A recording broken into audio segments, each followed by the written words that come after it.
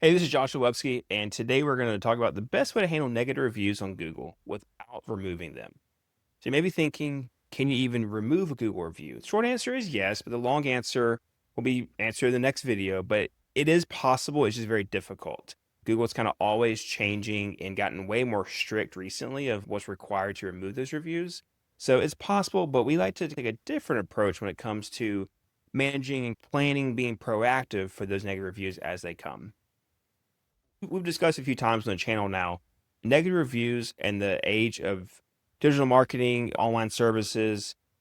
It's a given. It's not a matter of if, it's a matter of when that negative review happens. So we like to make sure we know exactly what our metrics are loosely in terms of, for one, if we do get a negative review, how many more we need to offset it. The average right now, moving average, is 40 reviews for every negative review, kind of offset it.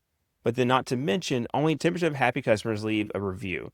And then it's a lot higher for negative reviews. You've heard in multiple different industries, not just home service, it's usually the ones that are not happy. The unhappy customers are the loudest.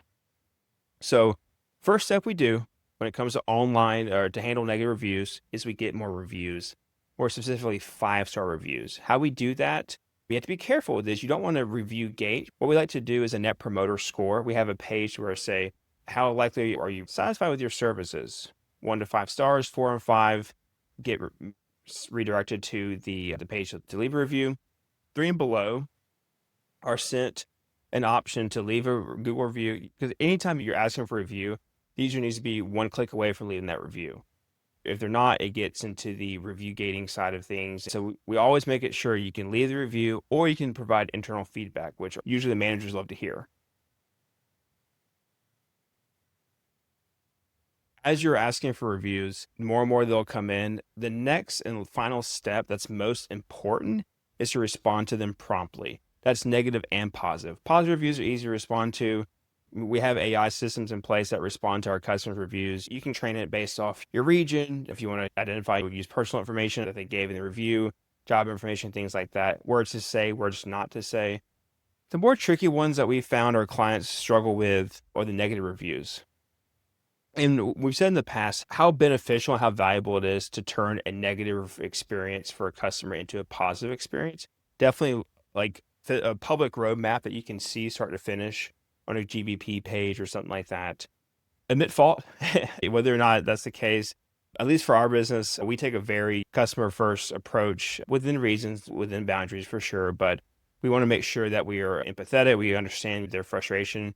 Definitely, if we're giving for instance, a $10,000 website and they're unhappy, I know there's parts in our system of building that website, definitely a large website that we broke down, and it is our fault. If it's your roof or plumbing, whatever the case may be, get ahead of it, respond, take some ownership if you can. If you feel like it, completely up to you. That's where this plan is built for your business and customize it.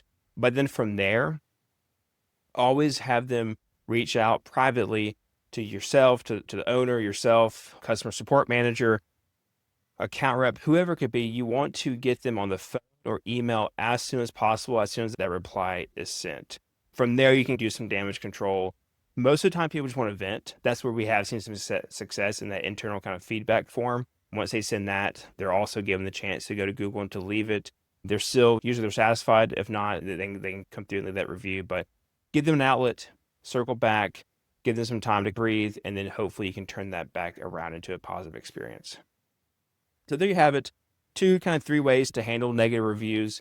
In short, just get more reviews. Keep going. It's discouraging when you get a negative review here and there, definitely the unwarranted ones. But I want to encourage you to kind of keep pushing forward. Look at your tactics in place that you're using to qualify leads for reviews, for jobs. If you know a customer is 100% happy, perfect. If you're unsure, maybe take a bit different approach for that. But if you are curious about how to remove a Google review, we're going to go over that in the next video. So check out the channel and I hope you had a great day. Thanks.